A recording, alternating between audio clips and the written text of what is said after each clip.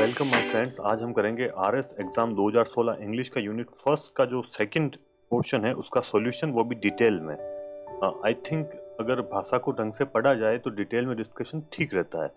इसमें जो पहला क्वेश्चन था जिसमें एनोनियम हमें पता करना था एपेथी का, अगर आपने मेरा वो शॉर्ट्स देखा हो तो हमने यहाँ पर बता रखा है एपेथी का जो एनोनियम था वो इंथुसियाज्म था और हमने यहाँ आंसर लिख रखा था। लेकिन दोस्तों एपेथी का एक्चुअल में मतलब क्या होता है? एपेथी का मतलब होता है लेक ऑफ इंटरेस्ट और emotion, and the enthusiasm is it's opposite and meaning intense passion and excitement. मित्रों, एपेथी का सिंपल सा मतलब होता है कि आपको किसी चीज से कोई मतलब नहीं है। ठीक है, जैसे हम यहाँ पर एक लाइन में लिखता हूं, है ना, रिलीजन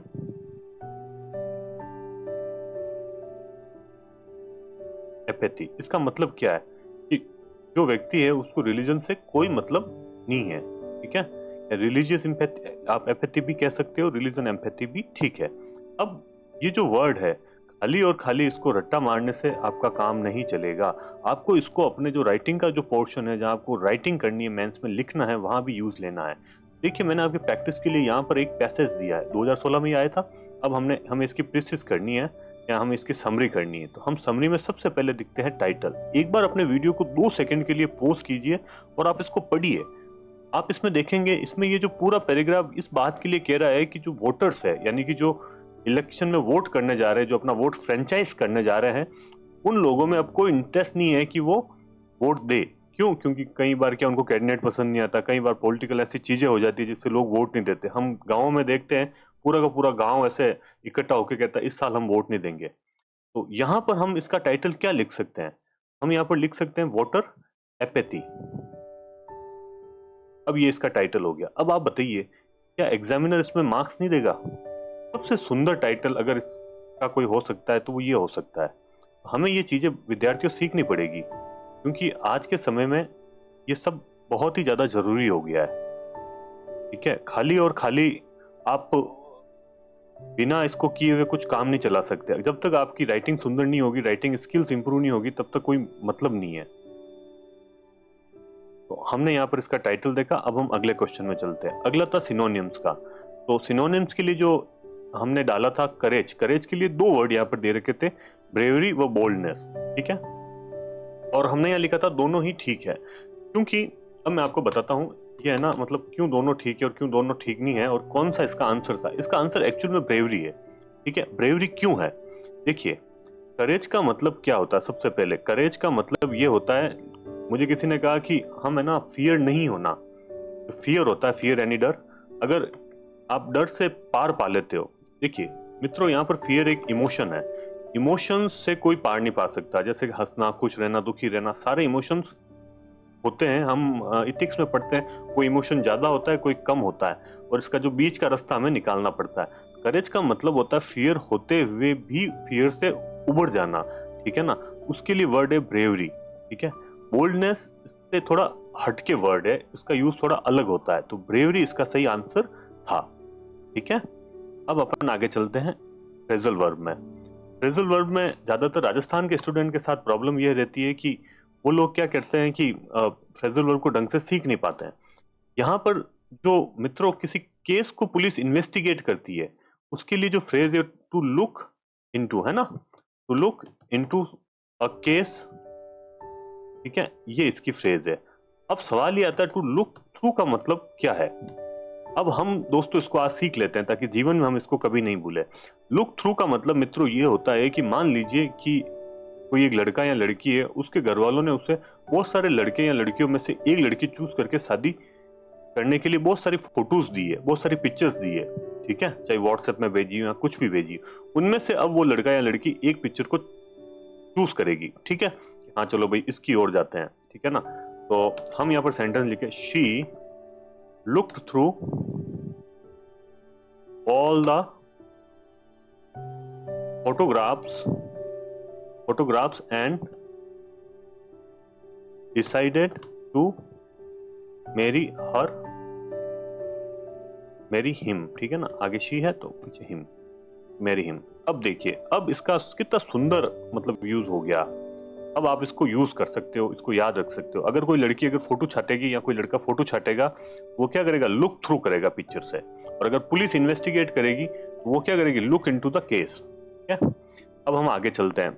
आगे देखिए, इन्होंने जो यूज लिया है वो बहुत शानदार एक फ्रेज का यूज लिया है। इन्होंने कहा है I come by an old friend in the mall.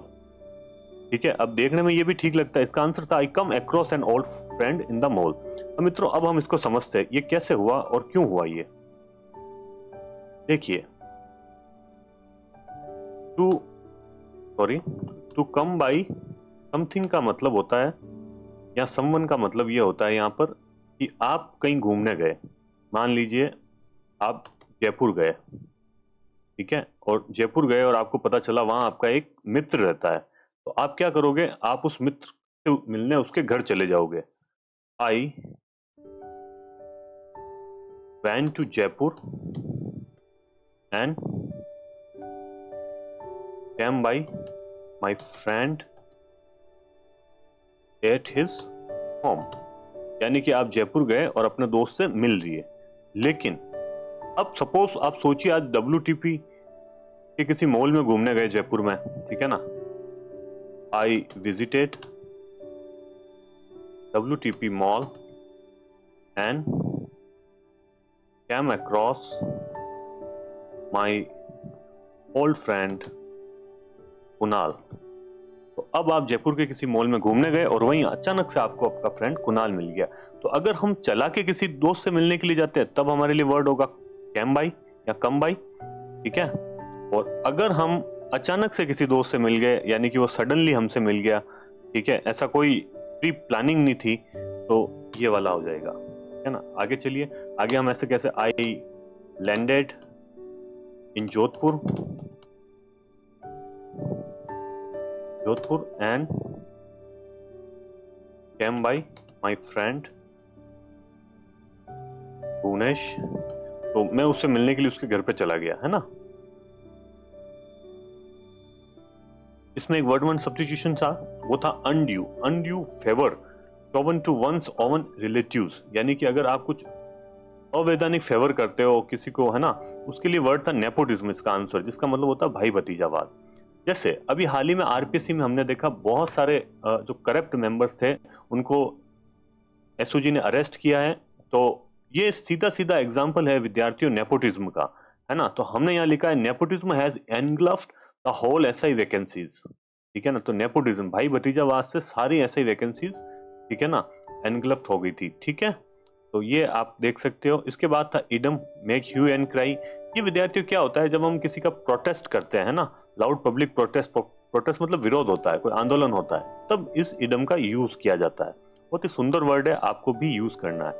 अब अपन आगे चलते हैं। आगे दो वर्ड दे रखे हैं। ये जो जितने भी सारे वर्ड दिए जाते हैं इनमें हम देखते हैं जैसे कि डिसेंड एंड डिसेंट है ना। तो डिसेंड वर्ड का मतलब होता है कि, है ना, जब हम नीचे उतरते हैं तो, है ना, गो डाउन। इसका एक एग्जांपल मैं आपको देता हूं, आपको ये जल्दी समझ में आ जाएगा। एक होता है असेंडिंग ऑर्डर, एक होता है डिसेंडिंग ऑर्डर। कंप्यूटर अगर आपने चलाया है तो आप इसको समझ सकते हो। असेंडिंग ऑर्डर, है ना, ऊपर से नीचे और नीचे से ऊपर, है ना। जैसे अगर अपन सबसे बड़ी संख्या को पहले लिख दे, है ना, फिर सबसे छोटी संख्या को, तो इसको अपन असेंडिंग ऑर्डर और डिसेंडिंग ऑर्डर कहते हैं, आरोही क्रम अवरोही क्रम, इस प्रकार से, ठीक है ना। तो ये वो वर्ड है असेंड और डिसेंड। लेकिन अब हम थोड़ा आगे चलते हैं, है ना। अगर मैं यही यहाँ पर ये लिख दूं डिसेंड फ्रॉम, डिसेंड फ्रॉम का मतलब क्या होता है, कहीं से बिलोंग करना। जैसे Yadavas are descendant from lord Krishna, यानी यादव की उत्पत्ति कहां से हुई है, लॉर्ड कृष्णा से। भगवान कृष्ण यादव थे, है ना। तो आप किस कुल से आते हो उसके लिए भी डिसेंड फ्रॉम का यूज किया जाता है। तो थोड़ा सा इंटेलिजेंटली वर्डों को यूज करना है। आप जिस एग्जाम की तैयारी कर रहे हो वो बुद्धिजीवियों का एग्जाम है, तो आपको लिखना भी उसको उस लेवल से ही है। इसके बाद जो था वर्ड वो था डिसेंट। डिसेंट आपकी क्या डिसएग्रीमेंट होता है किसी चीज से। जैसे आप किसी मीटिंग में गए, ठीक है ना, तो आप अपनी असहमति प्रकट करते हो। जैसे कि यहाँ पर ये जो वर्ड दे रखा है वो है कि शी, आप देख सकते हो, she express her dissent during the meeting opposing the new policy, यानी कि जो नई पॉलिसी थी उसके ऊपर उसने अपनी असहमति दे दी, इस प्रकार से आपको मेंस में लिखना है ताकि आप अच्छे से नंबर पा सको। ठीक है विद्यार्थियों, इसके बाद दो वर्ड हमने यहाँ पर पढ़े थे और दोनों ही वर्ड बड़े सुंदर थे। पहले वर्ड का विद्यार्थियों लोग है ना गलत प्रोनाउंसिएशन करते हैं। इसका जो उच्चारण है वो ये है करियर, नॉट कैरियर। कैरियर दूसरे वाला है, करियर का मतलब होता है आपका जो आगे का जो करियर होगा उसके बारे में बात की जा रही है। ठीक है ना, आप अभी पढ़ रहे हो, बाद में आरएस बनोगे या कोई भी वैकेंसी में जाओगे तो वो आपका एक लाइफ का एक सर्कल बनाएगा, वो आपका करियर होगा।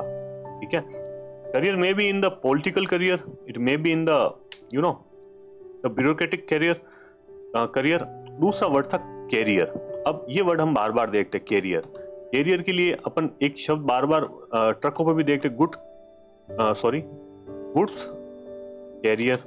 गुड्स कैरियर हम ऊपर लिखा हुआ होता है, इसका मतलब ये कौन सा वाहन है, माल को एक जगह से दूसरी जगह ले जाने वाला। कैरियर, टू कैरी, है ना, जो कैरी करता है माल को एक जगह से दूसरी जगह। ठीक है ना, उठा के ले जाता है। ठीक है, जैसे the airline carrier lost my luggage during the flight. ठीक है, इस प्रकार से हमें चीजों को सीखना है। तो आप है ना चीजों को थोड़ा ऐसे जोड़ो, आपस में कोलोगेट करो, तब ये ज्यादा है ना आपके लिए कंक्रीट रूप से रहेगी और एग्जाम तक आपको याद रह जाएगी। जो लास्ट वर्ड था वो था कॉन्शियस और कॉन्शियस। ठीक है, तो ये दोनों का लगभग प्रोनाउंसिएशन सेम है लेकिन दोनों का यूज अलग अलग होता है। एस जे सदगुरु, जो जग्गी वासुदेव है, JSV। ठीक है, सदगुरु जग्गी वासुदेव,